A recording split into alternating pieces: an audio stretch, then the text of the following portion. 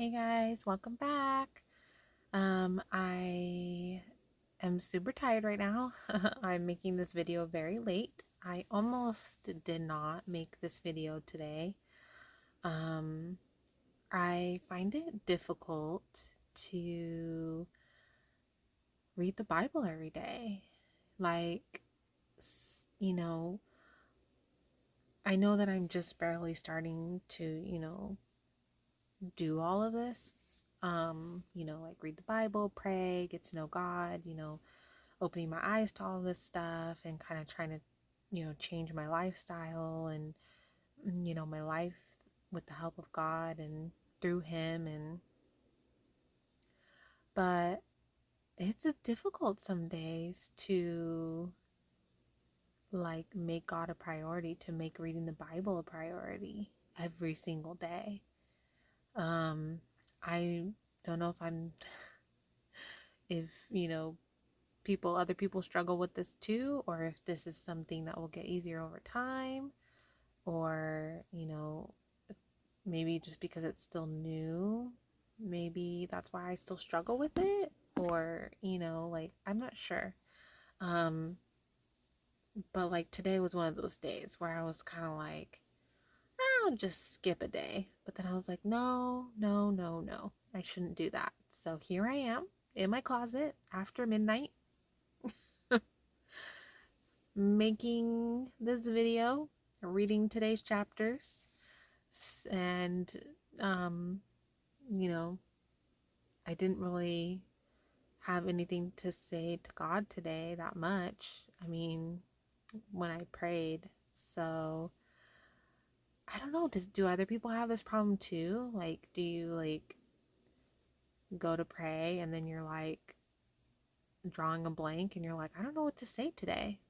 Like, it hasn't happened to me too often, but like right now, I while I was waiting for the video to load, I was like, God, I don't really know what to say. Like, I mean, I'm sure there's probably a lot of things that I could, if I really sat here and concentrated, that I could think of to talk to God about, but maybe it's just because I'm tired and it's late.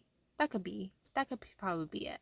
I notice I struggle doing these videos late at night after I put my daughter to bed versus when I do it during her nap time during the day. But I couldn't do it during her nap times today. So, yeah, it is what it is. Let's get started. The descendants of Naphtali, according to their family records by their clans and their ancestral families, counting the names of those 20 years old or more, everyone who could serve in the army. Those registered for the tribe of Naphtali numbered 53,400. These are the men Moses and Aaron registered, with the assistance of the 12 leaders of Israel. Each represented his ancestral family. So all the Israelites 20 years old or more, everyone who could serve in Israel's army, were registered by their ancestral families. All those registered numbered 603,550. But the Levites were not registered with them by their ancestral tribe. For the Lord had told Moses, "Do not register or take a census of the tribe of Levi with the other Israelites. Appoint the Levites over the tabernacle of the testimony, all its furnishings, and everything in it. They are to transport the tabernacle and all its articles, take care of it, and camp around it.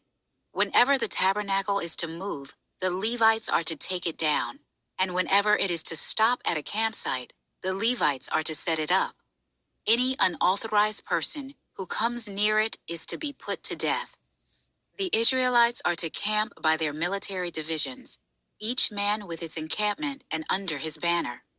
The Levites are to camp around the tabernacle of the testimony and watch over it, so that no wrath will fall on the Israelite community.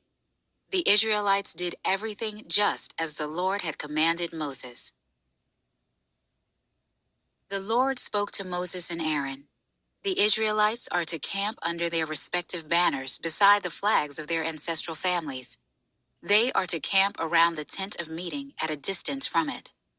Judah's military divisions will camp on the east side toward the sunrise under their banner. The leader of the descendants of Judah is Nahshon, son of Amminadab. His military division numbers 74,600. The tribe of Issachar will camp next to it. The leader of the Issacharites is Nathaniel, son of Zuar. His military division numbers 54,400. The tribe of Zebulun will be next. The leader of the Zebulunites is Eliab, son of Helon. His military division numbers 57,400. If this is a stupid question, I apologize. As I've said before, sometimes I just ask questions that may seem self-explanatory, but I don't always pick up on that. So this book, of chapters, is called Numbers. And I always thought that remember everyone, I don't know much about Christianity, Bible, religion, God, like all of this. I don't know much at all. I always thought the names of the different books of the Bible were named after the people that wrote them. But I'm gathering that's not always the case. And I'm wondering if this one is called Numbers because maybe like the author, when they were writing it, were like, oh, numbers are talked about a lot. And is that why they named it Numbers? Or is that just like not right? I don't know. I see, it's like this stuff. I don't look up this stuff because I don't always have these thoughts and questions until I'm actually sitting here listening to the Bible, but I can't look anything up because I'm recording this on my phone. I should probably have like a notepad and a pen when I'm recording this in the morning, so that I can like write stuff down and then like maybe Google. I mean, I know Google's not always reliable, but I don't know. Sorry guys, I'm rambling, but I'm gonna have to look this up because I'm curious now, like how the authors came up with the names of the Bible. The total number in their military divisions who belong to Judah's encampment is 186,400. They will move out first. Reuben's military divisions will camp on the south side under their banner. The leader of the Reubenites is Elizur, son of Shedeur. His military division numbers 46,500. The tribe of Simeon will camp next to it. The leader of the Simeonites is Shelumiel, son of Zurishaddai. His military division numbers 59,300. The tribe of Gad will be next. The leader of the Gadites is Eliasaph, son of Duel. His military division numbers 45,650. The total number in their military divisions who belong to Reuben's encampment is 151,450. They will move out second. The tent of meeting is to move out with the Levites' camp, which is in the middle of the camps. They are to move out just as they camp, each in his place, with their banners. Ephraim's military divisions will camp on the west side under their banner. The leader of the Ephraimites is Elishama, son of Ammihud. His military division numbers 40,500. The tribe of Manasseh will be next to it. The leader of the Manassites is Gamaliel, son of Pedezer. His military division numbers 32,200. The tribe of Benjamin will be next. The leader of the Benjaminites is Abidan, son of Gideoni. His military division numbers 35,400. The total in their military divisions, who belong to Ephraim's encampment, number 108,100. They will move out third. Dan's military divisions will camp on the north side under their banner. The leader of the Danites is Ahiezer, son of Ammishaddai. His military division numbers 62,700. The tribe. Okay, this is going to sound terrible, but I honestly am sitting here right now and I'm like drawing a blank on why we're talking about military divisions and when they're going to move out and like where are they going? What are we doing? Like what are we going to fight someone or take land back, or like is there like a war, or um I don't know. I'm a little lost right now. And I think me being so tired is like not helping, but I feel like, man, and it's so wild to me that like I'm barely still starting the Bible, and yet I'm already thinking like, okay, I'm going to be more prepared and understand better and pick up on things better when I read it a second time.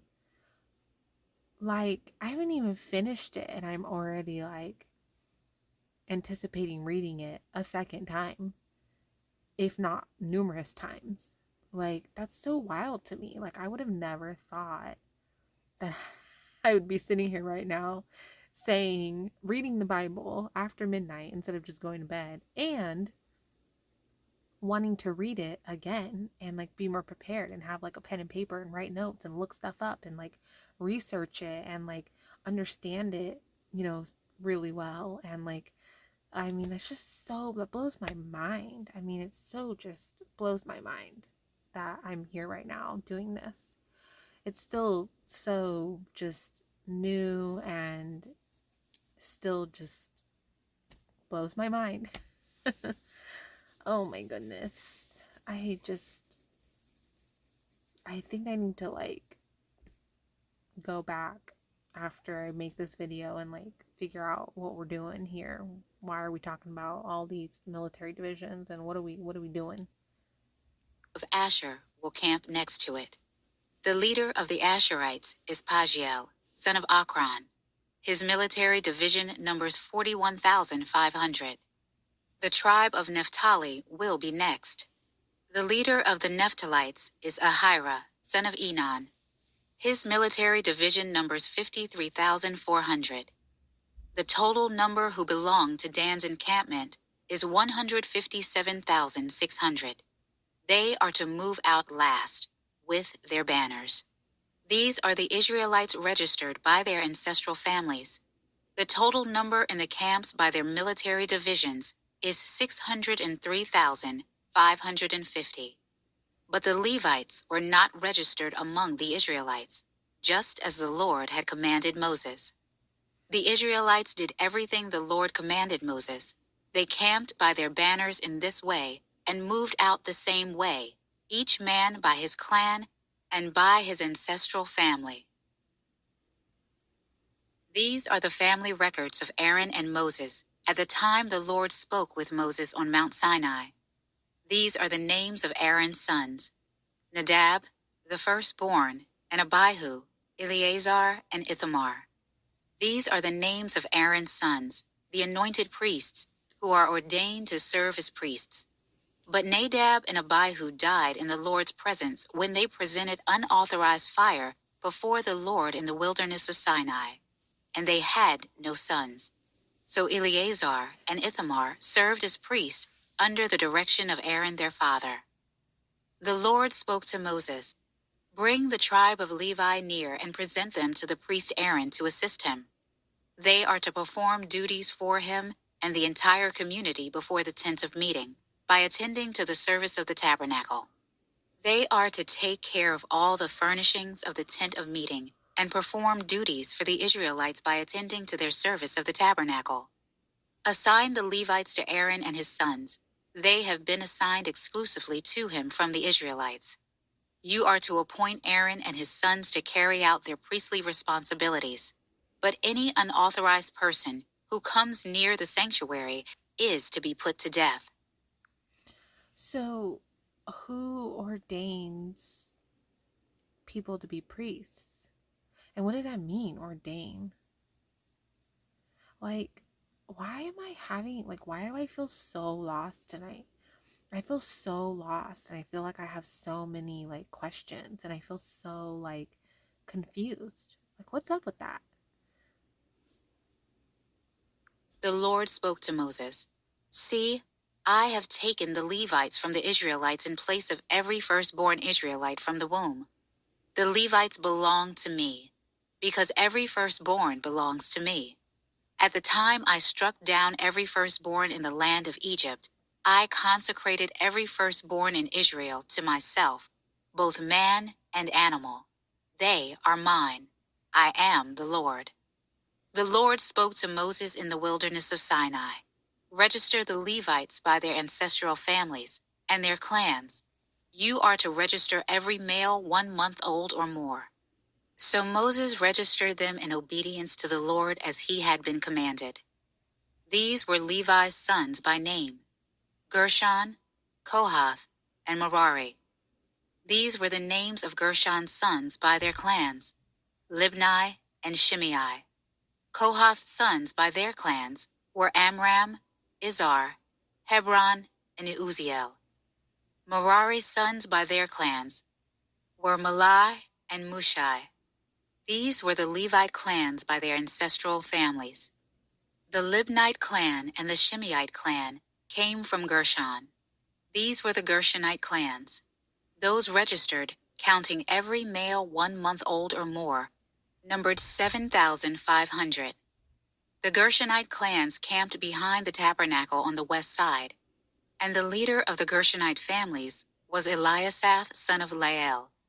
The Gershonites' duties at the tent of meeting involved the tabernacle, the tent, its covering, the screen for the entrance to the tent of meeting, the hangings of the courtyard, the screen for the entrance to the courtyard that surrounds the tabernacle, and the altar, and the tent ropes, all the work relating to these. The Amramite clan, the Issarite clan, the Hebronite clan, and the Uzielite clan came from Kohath. These were the Kohathites. Counting every male 1 month old or more, there were 8,600 responsible for the duties of the sanctuary. The clans of the Kohathites camped on the south side of the tabernacle, and the leader of the families of the Kohathite clans were Elizaphan, son of Uziel. Their duties involved the ark, the table, the lampstand, the altars, the sanctuary utensils that were used with these, and the screen, and all the work relating to them. The chief of the Levite leaders were Eleazar, son of Aaron the priest. He had oversight of those responsible for the duties of the sanctuary. You guys, I feel so lost tonight. Like, I feel like I don't even know what we're doing, what we're talking about, where we're going, what's happening. Like, I'm just so confused. And I have to stop making these videos so late at night. It's just not helping anything. But, I don't know. Maybe I'll be clearer tomorrow. I hope so. Ay, my goodness. All right, guys. Well, I am going to go to bed because I need it. And I hope you guys join me for the next set of chapters tomorrow. Good night, guys.